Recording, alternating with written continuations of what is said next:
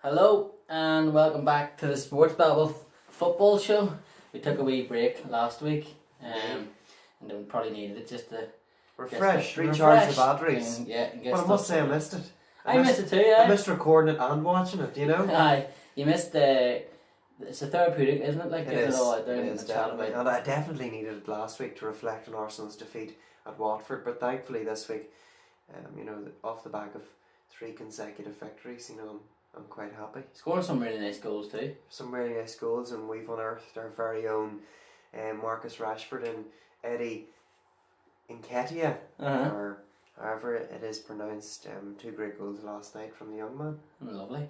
Just before we go on, by the way, I'm not actually sweaty. I'm just out of the shower because I do realise I look very greasy there, and while Jake looks pristine as usual, I'm only just out of the shower. So, tonight we have loads to get into, and as we say, we're trying to squeeze down how long our programme is. Well, we need to talk about Liverpool and that shambolic defence. Koeman's lost his job. Klopps, I think he's just going on at Leicester as well. He has indeed, yeah. Before we came on tonight. And I'm delighted to see that. Why? Because he was unfairly dismissed in my eyes from Southampton. And have things really improved at Southampton since he's left? It's questionable. So it's great to see him get another opportunity in the Premier League. We also have Huddersfield's big win at the weekend against Manchester United, and Arsenal's big win that later on Koeman getting sacked, and City still steamrolling on. Some people had called for Ronald Koeman to replace Arsene Wenger. You delighted he didn't? Well, I think the master it was clear to see who the master was based on Sunday. We'll start off and get it out of the way before I burst into tears and talk about Tottenham Hotspur against Liverpool on Sunday. Thankfully I didn't get to see the game live because I was at Twickenham watching the Arizona Cardinals play the LA Rams, and the Cardinals were thumped 33-0. So that was a good start. But what did you make of the Liverpool Spurs game? I had to watch the highlights back, and all 4 goals Liverpool contributed to themselves for Spurs. But I thought Spurs, especially the first 10 minutes when you watched, I had to watch it back last night, just looked brilliant, ruthless. They looked ruthless. There was a sense of capitulation too within Liverpool, and I know that Dejan Lovren has already received a lot of criticism, and I am in no way in a position footballing wise to criticise him, but I know he's been playing under the influence of paracetamol, but it's clear to see that he obviously didn't take the tablets on Sunday because pain relief, he caused pain. He did. He caused pain for every Liverpool fan, it's particularly on the second goal, He's still looking for that ball, I think. Yeah. For that header. He's about 3 miles off it when he comes running for it. A lot of stick, Klopp's under a lot of pressure now at Liverpool, which it is mad, but we're in this sort of age now where teams just demand success. Short term. Yeah. Like you look at and I'm not this is going to sound like a dig, but it's not really. It kind of is. Man City and Chelsea have bought their success, and they've got so much of it. Like Chelsea have won the European Cup now, and a number of league titles. I think there's 4 or 5 maybe. As Abramovich come in, City have had 3 now, since they got their act together when their owners came in, and then this is bred now a generation of people just want instant success. I'm not just saying it's solely their fault. They look at PSG and other things and stuff, and I think that's what's wrong with the likes of like Klopp being under massive pressure now. Yeah. We've had our last 10 games, we've won 2. We've lost, I have it wrote down here, we've lost 3 and we've drawn 5, but we've conceded 18 goals. Yeah. At clubs like Liverpool and Arsenal, success won't be brought around like a Google search, whereby you search success and hit it and immediately it comes up there. It's not going to work like that at Liverpool and Arsenal, because Chelsea, Manchester City, Manchester are different echelons there in terms of finances, and it is true to an extent that these teams have made sure they have been successful. Short-term management, big money on players, not afraid to take a hit on players. It's just this revolving door. Yeah. It didn't help Liverpool. Coming from a Liverpool fans' perspective, it didn't help us that, and as amazing as it was, that Leicester won the league, because Liverpool haven't won the Premier League, and it just didn't add to it. And there's so much pressure around Liverpool now that like the fans need an instant success, that there is the pressure building and building and building on Klopp. I don't think he should lose his job, even if we get beat well, for talk's sake, on Saturday against Huddersfield. I don't think he should. I think he should be given, not even just at the end of this year, another year, just to see what happens. I mean, you don't have to be in that mad of a rush to win. It'll happen eventually someday. Like, but it just the mark. Go ahead. No, go ahead. The mark of the manager that Liverpool have in Klopp is determined by the fact that if Klopp lost his job tomorrow, there would be a queue of teams looking to take him. So who are Liverpool going to bring in that's going to do any better with the current crop of players? You know, think about the defence. Now, I know Klopp has been there for a number of years now at this stage of seasons, you know, and he's had an opportunity to start to change things. But what signings, defensive signings, what major defensive signings has he made? I think he's only spent 12. And I'm going to criticise him here. He's only spent 12 million on defenders. He spent 35 million alone on Alex Oxlade-Chamberlain, who you know I'm a fan of and I think will come good. He spent 35 million, and that's not a dig at Oxlade-Chamberlain, he's using his figure. He spent 40 million on Mohamed Salah, and he's doing well. And he didn't buy Firmino, sorry, and Mane. He bought in Karius for 4 million, and he brought in Matip for free, and I can't remember what the Clavin deal was, maybe it might have been free, it was undisclosed fee. But he's only spent, and Robertson obviously as well, he's only spent 12 million on defenders. That defence was a defence that Luis Suarez almost won Liverpool the league with when Brendan Rodgers was in charge. And that's another thing I'll have a go at. These people that are comparing Brendan Rodgers to Jurgen Klopp and saying, oh, you should be bringing Rodgers back. No, they shouldn't. If they're going to bring Brendan Rodgers back, they should bring Luis Suarez back, because that's the only reason Brendan Rodgers. And I like Brendan Rodgers. He was a good manager. He wasn't a great manager, and he won't be a great manager. He's doing well at Celtic, but that's Celtic. The only reason he got close to that league title was because of Luis Suarez. So just knock that in the head straight away. But Klopp, like, if he goes to January and he goes to the summer and he's gathered us and we've done alright and say we've got Champions League again, and he doesn't buy a defender, my head is going to fall off in the street. But I just want to shift the focus for a moment for the Liverpool fans. Yeah. And also for the Everton fans. You know, it seems that it's a Merseyside problem, whatever sort of water they're drinking there. But, you know, Everton brought in the director of football from the overseas transfer business from Leicester, Steve Walsh. Steve Walsh has overseen transfer business at Everton since he has been brought in. Liverpool have someone who's responsible for overseeing transfer deals, I'm sure. It's not Klopp. I think it's possibly Peter Moore. I'm not 100%. It used to be Ian Ayre used to deal with all that stuff, and it was Billy Hogan and stuff's in there as well. There were a few people in and around. Exactly. You know, the manager bears the brunt of the criticism, but in fact there are a number of other people at a club who seem to be immune from any sort of criticism, who are responsible for bringing about the deal. Of course the manager says, I want Virgil van Dijk in the case of Liverpool in the summer, Jurgen Klopp. You know, it's up to Liverpool, to the powers that be, those gentlemen that you have mentioned, to go out and make that happen. To make it happen with a different player.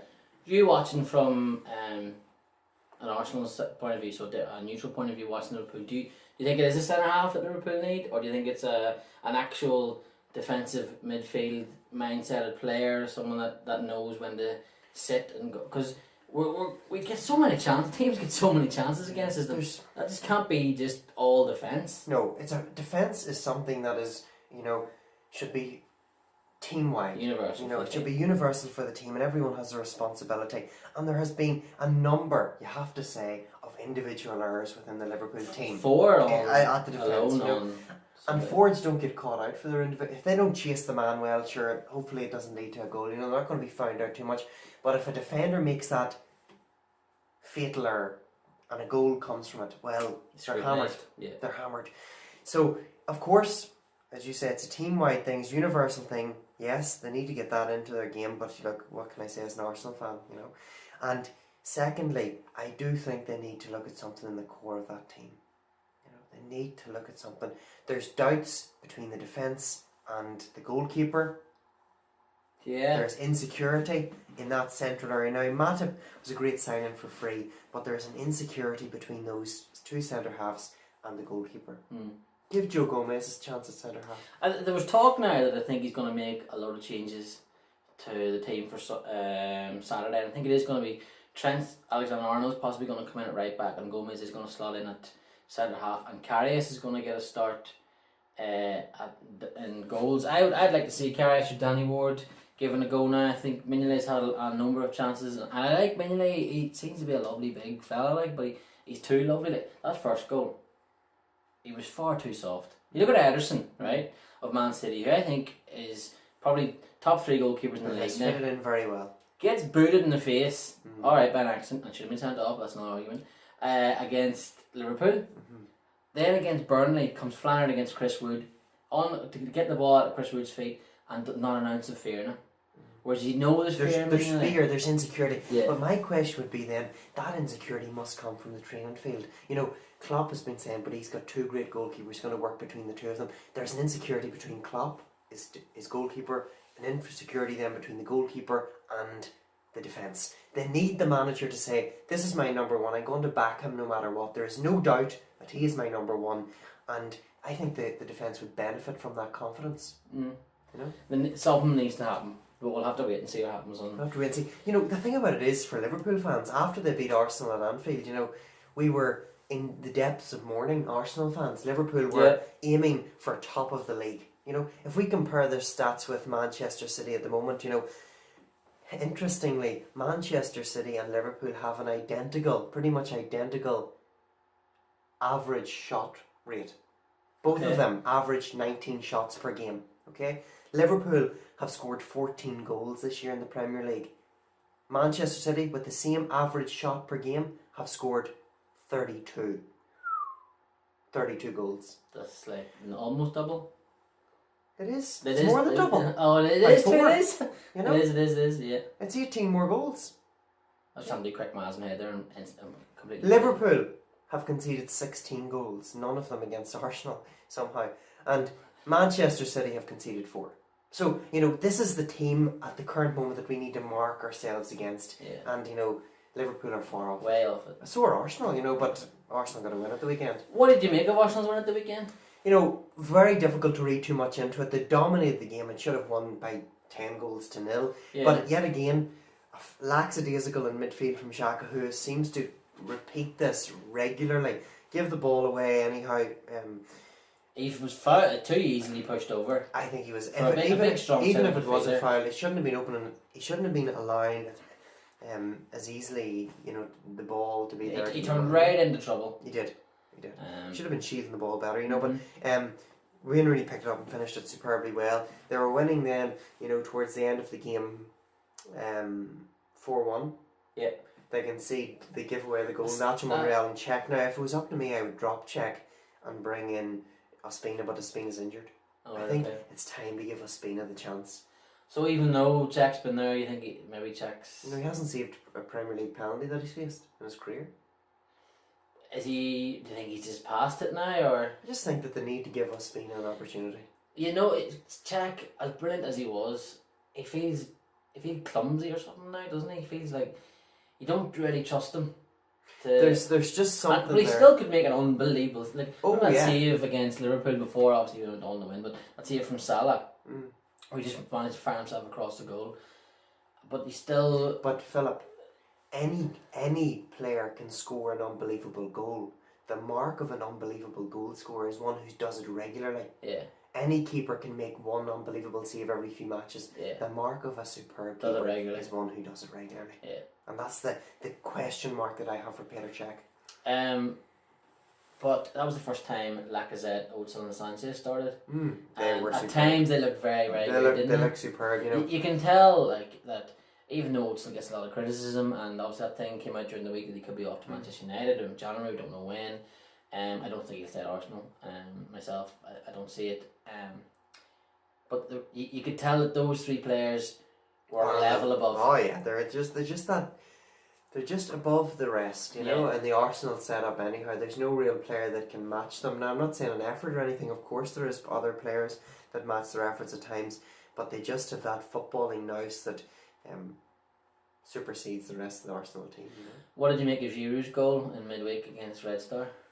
Now, where do we start with that one? Giroud's going to retire, right? He's going to have a load of grandkids. They're going to watch his video and think he was better than Maradona and Pele and George Best. They're going to be like, holy, our Granda was unreal. And the thing about it is, unlike Maradona, Giroud didn't need to score with his hand to make the headlines. But if he does it against England, that would be nice. If he does it against England, he won the Pushcats Award did he win last it? week. Yes, for the scorpion kick for the goal against Crystal Palace. Crystal Palace was a superb goal as well. But yeah, I must just say on Giroud's goal, the person to watch here in this game, I know who you're going to say, was Wiltshire. Yeah, and his pass for Ramsey. Yeah, you know, like he's coming back into some sort of form, and there's nothing more that I like than that, because I know he really cares.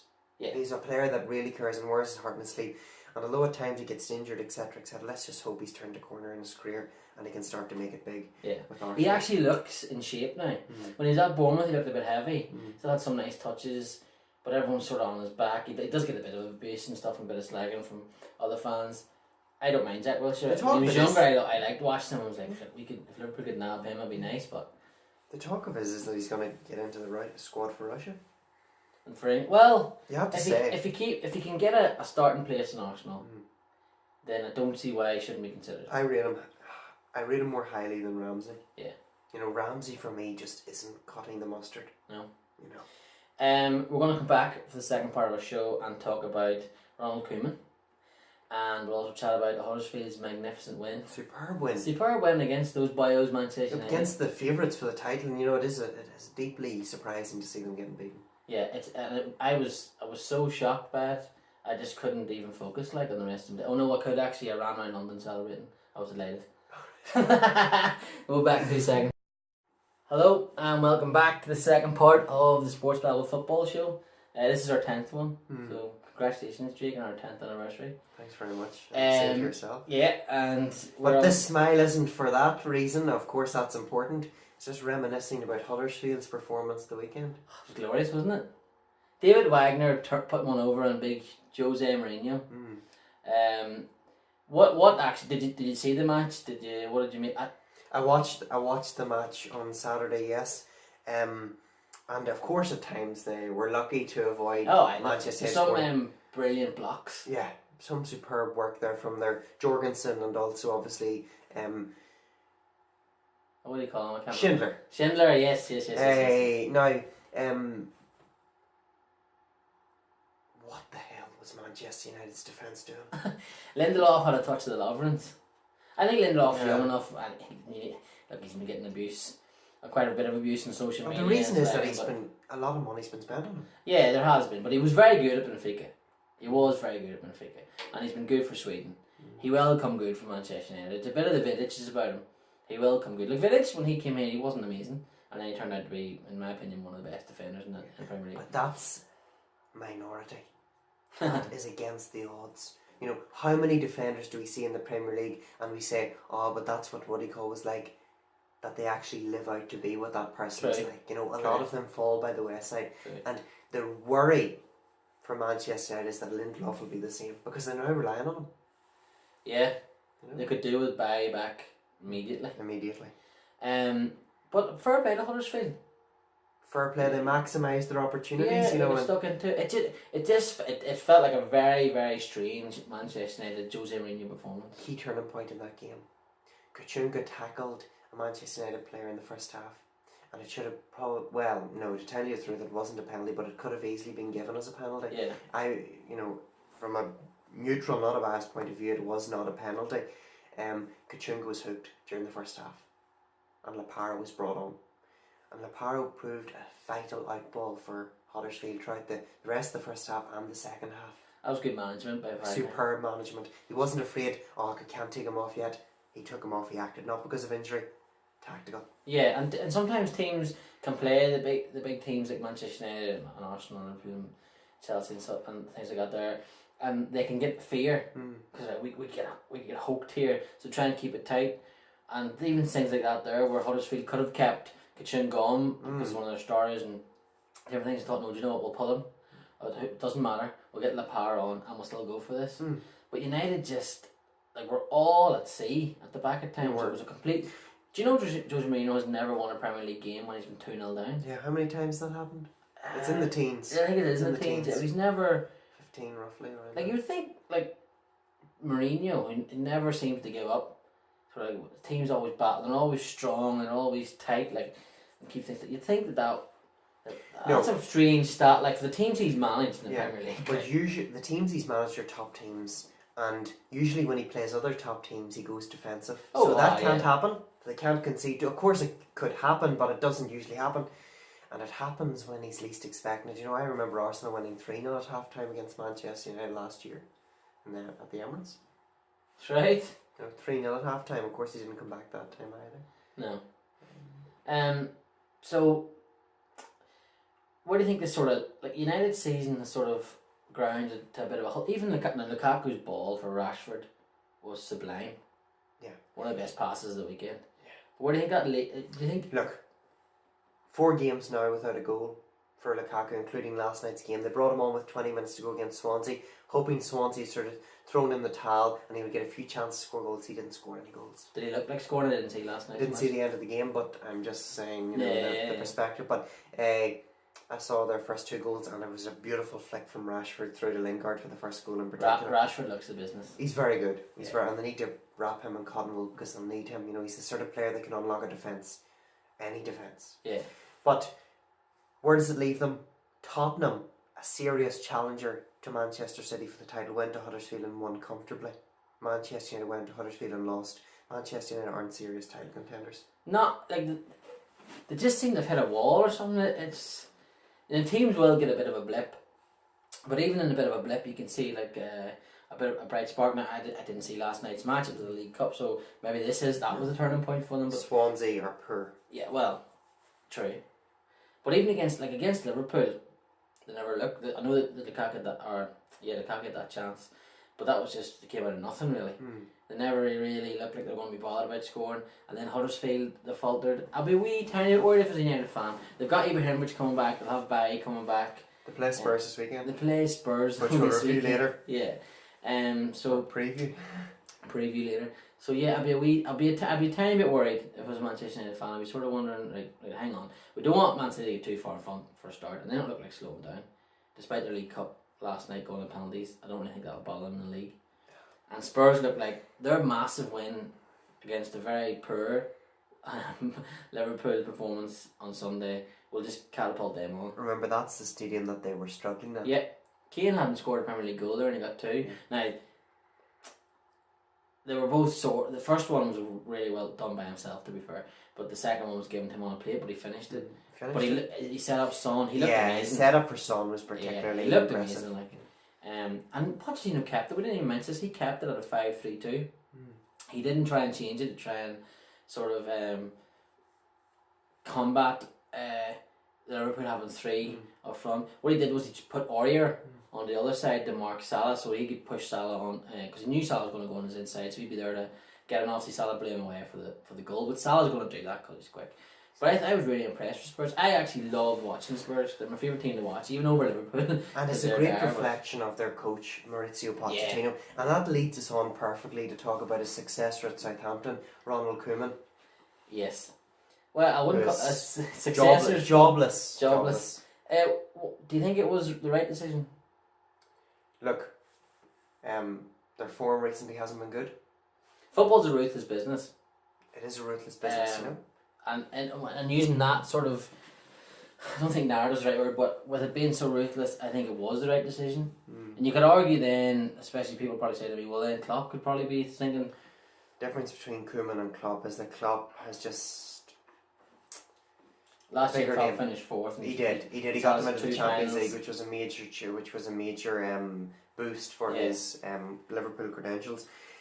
Koeman has a lot of questions to answer. Still widely linked with a future role at Barcelona. I think he's linking himself to that, to be fair. His own management company are throwing out these rumours. The question that I now have about Koeman is this: was his success at Southampton based on the work that Pochettino had done? You could really argue that. Because now look at what Pochettino's doing. He has replicated and even outdone his success. Yeah, they're like Southampton on steroids. Yeah, pretty much, you know. His Southampton on steroids. Pardon me. I've never really got the Koeman hype. I know he had success with this at Alkmaar, etc. He had success in Holland days at Alkmaar. He was a brilliant footballer, but he almost got a Valencia team with David Silva, Juan Mata, David Villa. I think Baraja was still there. Joaquin was there. He almost got them relegated. Like what he's just about. What he almost. Well, he's far off it in terms of months, but he's doing with Everton. He had them really sinking low, and almost got that team. What is the problem? I don't know. Well, obviously recruitment is a major one because they didn't replace Lukaku. I heard Alan Stubbs talking about him, and Alan Stubbs was saying that Ronald is the type of guy that if he doesn't want a player, he just says I don't want him. And I don't think he wanted some of those signings. I don't know that. I don't know Ronald Koeman. I don't know anything at Everton or anything like that. I don't think some of those signings were Koeman signings. But like they chased Gylfi Sigurdsson for 3 months, 4 months, whatever it was. Spent a ridiculous amount of money on him. Yeah. Good player, yes. Good. That's it. Good player. But he was their supreme signing. Played him out left. The one that had to deliver, and as you say, he played him out of position. Played him out left, out of position. I don't get it. You know, that had happened at Tottenham when Sigurdsson was at Tottenham. They had played him out of position, out wide either side, and it didn't work. Sigurdsson seems to be one of these type of players that, when he goes to a bigger club, seems to fall into his shell. But when he's at a smaller club, he's like, look at me. He's the main man. Yeah. The interesting sort of aspect that I have regarding this is that Koeman sacked. His major signing in Gylfi Sigurdsson didn't rise to the occasion. Slaven Bilic, under severe pressure, his major signing Arnautovic has not lived up to the billing. Okay, so these managers who have had this one marquee signing, although Everton made numerous signings, but this marquee signing, and the marquee signing doesn't quite live up to what is expected, and the manager suffers, not the marquee signing. So managers out there, be careful who you sign. Last time I talked about Bilic being sacked, he went and won. So I don't think I'll say it this week. He could be winning tonight, who knows? Well, it's the League Cup, Carabao Cup. Tottenham put a really strong team out though. Yeah, Tottenham are probably, looking to win everything. They should win a trophy this year. I think that's what Pochettino needs. Be it the FA Cup, the League Cup, the Champions League will be some laugh, but they should win a trophy. Well, I'm telling you now, based on their performance at the Santiago Bernabeu, they could have won that match. Yeah, they should have won that match. Both keepers are brilliant that night. Both of them were superb. We'll finish off our show this week. I don't think we've got anything else to cover. We've covered. Well, Chelsea had that good win against Watford. I suppose we should give them a mention. Chelsea did have a good win. Ropey at times. Yeah. And Watford should have been out of sight because Richarlison missed two absolutely. I know, and we always talk him up. Yeah, we always we're fans of him on our show. We are fans, but and Jimmy Redknapp picked it out at the weekend. There's something dynamic about him that sets him aside from other players. Now, of course, he's raw and he missed these chances, but look at what he did for the assist for Pereira's goal. It's a superb pass. He reminds me of Luis Suarez. Suarez was a bit raw. Well, he still is a bit raw, and he likes raw skin. But he was a bit raw when he... Oh, there's a result. Just to update you on tonight's score so far, Chelsea are winning 1-0 against Everton, and Spurs are 2-0 up against West Ham, so West Ham won't be winning tonight. Musa Sissoko has scored again. Oh, lovely. He reminds me a bit of Suarez from Carlson, as I was saying. He's a bit raw and even his diving, but he seems to always be stuck in, and he seems to be a bit of a dog, like he seems one that gets tore in and fights. So I like him. I'm a big fan of him. When he gets the ball, he wants to do something with it. Yeah. And that's the sort of player you want. If I was Everton, they've got Unsworth in, who's a hero at Everton, and good luck to him. Will he get the job? Well, they've got him in for now. If I was Everton, I would let him have it for a while. Is this another Alan Irvine moment? Remember they brought him back? I know they did. I know. I would see what happens anyway for a month. And if it starts to go well, and say he steadies the ship a little bit, and they should stay in the Premier League, and they stay in the Premier League, I would then go and ask Marco Silva, does he want to join? Because Everton are the team that has money. They do have money behind themselves. Mashiri is willing to have it. He's going to spend. Now they don't need to go out and spend tons of money again. They just need to spend the money right. But bring in Marco Silva. That's who I'd be going after if I was Everton. But Arsenal could be going Arsenal could be. He's going to be hot property. Yeah, he's hot property, definitely. But yes, we will do some of our predictions which we always get abused for because I get loads of them wrong. And so do I. So yeah, so Owen McKeever, 2 of those for you if you're watching this week and I get them wrong because he'll give me abuse anyway. So that's his team losing by 2. Who does he Well, support? he supports Manchester United, Jake, doesn't he? Well, They're playing the mighty. We'll start there. They're playing the mighty Spurs. What are you going to go for? I'll write them down this week. this is going to be a tough one, you know. Well, Manchester United sit deep against a very well made, if I can put it like that. Probably the Spurs best team. balanced team in the Premier League. I would say so. Yeah, I think so. Their defence is better than Man City's defence. It's Although not- Man City's defence has been good so far, but Yeah, I'm looking forward to that first game for them too. yeah, I'm gonna go for a 3-1 Spurs win 3-1 Spurs win. and Mourinho under pressure. That would be nice. Yeah, we don't like Mourinho 2 this defeats show. in a row. We don't care either. I'm gonna go for a 1-1 draw. Good, I would love that. Yeah, I think I would as well. Like, but certainly Man City. But I'm gonna go for a 1-1 draw. I think Rashford. I don't know why I always say goal scorers never get it right, but Rashford will score and Harry Kane will score. Nice and simple. I fancy Harry Kane, Eriksen, and Dele Alli. Oh, lovely. Palace v West Ham. What a game! This is humongous. Palace were beat last night. Was 4-1. it by Bristol City? Bristol City, and they were 1-0 up. Bakary Sacco had scored their own. Both these managers could be jobless very, very soon. I mean, I'd be surprised if they sacked Hodgson already. The good thing is that Hodgson can draw the pension and Slaven Bilic can't. No, that's true. You know, so at least you've that to fall back on. Not that they would need it. Palace West Ham. This is a London derby of great magnitude. One that I think Palace will win. Oh, what are you going to go for? A 2-1 or a... I'm going to go for a 1-0. 1-0 Palace? That's fair enough. 1-0. I'm actually going to go for a 0-0 Right. because both teams are dirt going forward. They are. They're pretty poor. I'm going to go for a 0-0. And sorry, West Ham Crystal Palace fans. I don't mind actually West Ham Crystal Palace fans. I really London fans, so apologies The for only that, thing but that distinguishes Crystal Palace for me is Wilfried Zaha. yeah. He's probably the best player out of both teams. Oh dear, poor West Brom. They're at home to Man City. Tony Pulis, I think is it 2 wins in 18 games now. Not one mention of his job being up for grabs. It's mad how that happens, isn't it? Like Pulis seems to be. I was Tony Pulis. He'll keep it safe anyway. But what do you think about this? I'll get out of the way. I'm gonna go for 4-0 Man City. Interesting.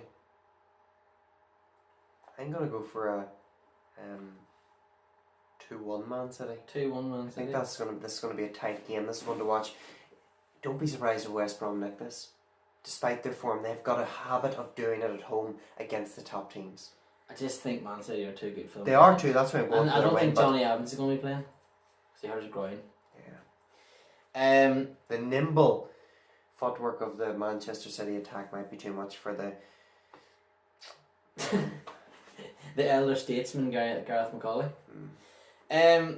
Liverpool Football Club against Huddersfield Town. Look, Huddersfield won't win this game. Oh. I know, no matter how good, how bad Liverpool have been, I'm going to go for Liverpool here. And they're going to actually maybe start to score some goals in this game. I'm going to go for a 5-1. 5-1 Liverpool. Fair play to you. I'm going to They're creating chances. They are creating chances. I'd like to see us play Solanke from the start on Saturday. I'm going to go for a 2-1 Liverpool. And you'll be happy with that. Yeah, but the goal will probably be a defensive mistake. So, you never know. But yeah, I'm going to go for 2-1 Liverpool. The Watford Stoke. Watford Stoke, one of those sort of boring sort of games. Watford would be very disappointed that they didn't come away from Stamford Bridge with anything. Can't see anything but a Watford win. Comfortable Watford win at 2-0. 2-0 Watford. Yeah, I'm actually going to be boring and agree with you there because I actually think it could be 2 or 3-0, but I think it'll be 2-0. Ricard will get back on the bandwagon or back in the horse. Sorry. Yeah. And I really like Watford anyway. What Marco Silva's doing. There's something endearing about him. Yeah. Arsenal v your beloved Swansea. Your beloved Arsenal v your beloved Swansea. Look, Swansea really need a result, but I just hope it does not come this weekend. It'll not come at the Emirates. If it had been at Swansea, Ozil, Sanchez, and Lacazette to rip this defence apart. Yeah. And I fancy Arsenal at 5-0. Yeah, 5-0. I'm going to go with 4-1. Bournemouth versus Chelsea at Bournemouth. Bournemouth have steadied the ship a wee bit. They have. Eddie Howe's done well. He He just has, sort of he weather has. that storm that was sort of casting doubt, maybe. Lifelong Everton fan too, and then Everton job up for grabs. I know. But he steadied the ship. They beat Stoke at the weekend. And they're, Beat Stoke away too, went into a 2-goal lead pretty early. Chelsea have stumbled and showed There's still doubt at the back. Kante's still out. Can't they still out? Is he? That Yeah. doesn't help them. I think he is, that doesn't help them at all. I'm actually going to go for Bournemouth to get a positive result here. By a win, No, I'm going to go for a 1-1 draw. a 1-1 draw. I'm going to go for a 2-1 Chelsea win, Right. but it'll be a late, like they'll win it late on. Yeah. But I'll go for a 2-1 Chelsea win. I just think they have enough just to get past this. But their players aren't on form. Hazard's not doing much. Morata was hooked. Batshuayi came on and did very well, but again, as a I was substitute, glad to see William. I put in a brilliant Put in a ball. superb Yeah, ball. it was a really good. he's a worked great goal. player. He should be starting. Yeah, he did. He's had a bit of a bad patch. I think Chelsea fans aren't too happy with him. Is there a fear to drop Hazard?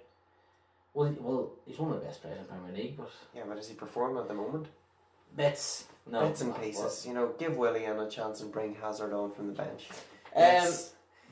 That's my devious ways Yeah, to you know what derail you're at. Chelsea's season. It could be nice though if Chelsea were relegated. Like, wouldn't Jake really? Like, would Well, they're sure to be in contention. You know, they won the league last year, so anything's possible this season after they win the league. so we hope Chelsea are relegated. There you go, Brenton and Pat.